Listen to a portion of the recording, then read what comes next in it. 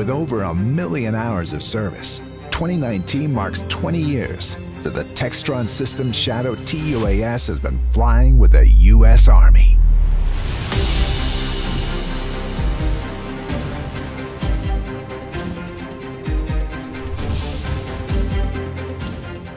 Shadow program took hold following the Pioneer program. Pioneer was one of the first UAS that AAI got into, which we got our feet wet and started to learn the technology. So we had had 2 failed programs before. We needed something to give our soldiers on the ground reconnaissance, an eye in the sky, a view of what was happening on the battlefield. We had nothing in the Army to do that. There was nothing in DOD to do that. We were being the first ones on the street to do that, and we needed an air vehicle very, very badly.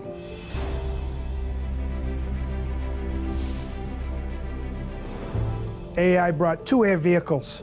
During practice, they crashed one. So they had to do the entire flight program and ground program with 1 air vehicle. It really came down to, we had no choice but to take the 1 airplane we had left and get going. I don't know what your religion is, but I can guarantee you at that SCD there were a lot of prayers going up. So we had gone through a lot of emotions in a matter of 5 days. We flew that little airplane for everything it was. And we didn't get a lot of sleep. So when we finally were finished and we knew we were successful, everybody was very proud of what we'd done. Mark was definitely the man to make this happen. When we left that field on our last day, he took his shoes off, stuck them alongside the runway with a sign that said, "Fill these for the next contractor to come in. Fill these shoes." And Shadow was deemed the winner at that time, so it was a big event for all of us. Now the Army, for the first time, had a UAV at that time, the UAS now, that we could fly and now develop and get to the soldiers' hands. One of the last days of 1999, word came out that we won. Wow, what a feeling that was.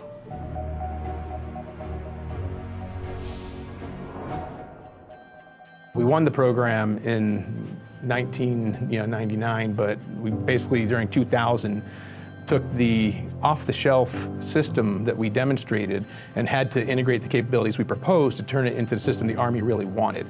So we spent a better part of 9 months integrating the ground station that the Army mandated, the hardware, the payload that they wanted, the automatic landing system. A lot happened over a very short amount of time, and we got all that done, proven out, and out to the soldier at Fort Huachuca, Arizona, was where we delivered the first system. It was a great effort by a strong group of people. Shadow was really a huge production program that really changed us from being just a small R&D house to being a major player in the UAV industry. I like to think of us as, kind of paving the way for the unmanned aircraft systems that were to follow. So there were a lot of things we had to figure out as we went and adjust those to fit air program, a UAS program, which the Army had never dealt with before.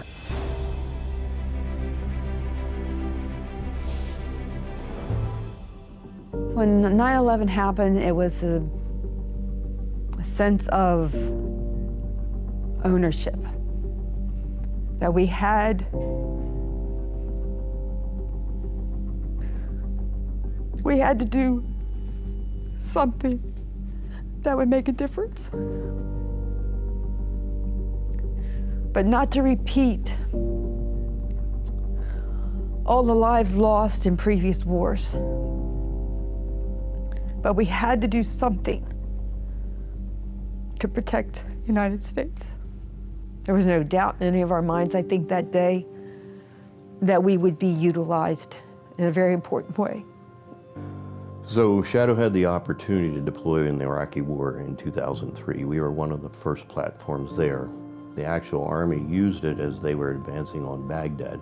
So if your unit was deployed out there, the Shadow was the first asset that could get out there or be provided to them that they could command and control themselves and send on whatever missions they wanted to. They saw the need in the battlefield and how effective the system was. So it became, again, the new standard for the commander to have eyes on the battlefield. We were setting standards along with our customer in how to support a system, how to literally own the life cycle of a system, not just sell it, but support it on the back end. Just doing everything possible to support that deployed warfighter, including being out there with them. FSRs were involved in every aspect. They were out there on, with the flight line, with a soldier side by side. We had a great relationship with our customer, and we're able to really work closely with them to field new capabilities in a very, very rapid fashion, from development to fielding and putting in a soldier's hands in 6 months or less sometimes, on the outside a year. That's unheard of in the DoD industry.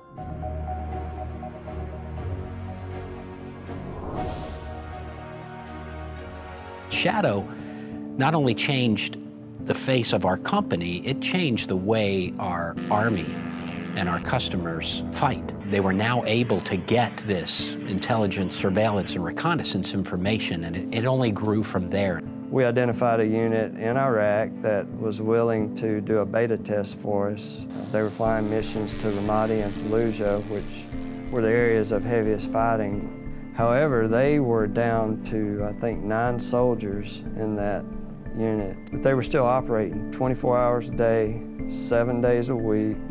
They knew they had a mission to do. It was just amazing to see what they were able to do at the level of manpower that they were operating under, and to do it successfully with the Shadow system. Flying the Shadow, doing route reconnaissance one day, one of the soldiers was flying around, so within a 30-minute span, he found 3 IEDs, which saved approximately about 50 people. Saving lives was a huge, it meant so much, because that meant those men and women were able to deploy, do a mission, and come home safely with the safeguard of a Shadow up in the air.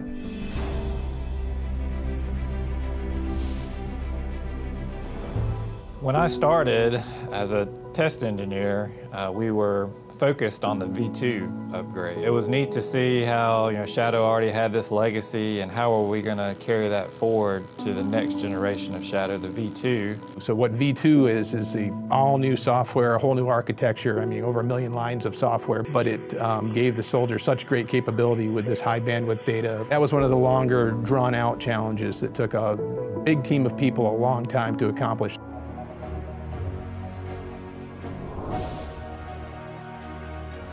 We all pushed birds together when we had to push things and recover things, so it became a real team. We were bound and determined to succeed, and we did. It's been a huge honor to work on this program.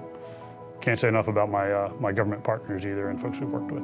It's been great. We had a lot of really smart counterparts on the Army side that helped us, get through these hurdles and come up with the ideas and do what, we did to make the system successful as it is today.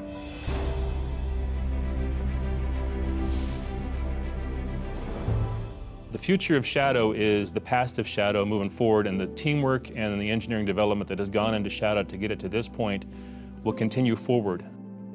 So that's my opinion for the U.S. Army. Shadow was probably the trailblazer or the most significant system. The Shadow program has pretty much defined the use of unmanned air vehicles at the brigade level. We've set a very, very high bar for the rest of the world. Shadow's going to be around for a long time. We know that we've got a lot of work still to do, even though we've done 20 years already. It's a program of record that really continues evolving, bringing in new technology, bringing in the next thing that the soldier needs.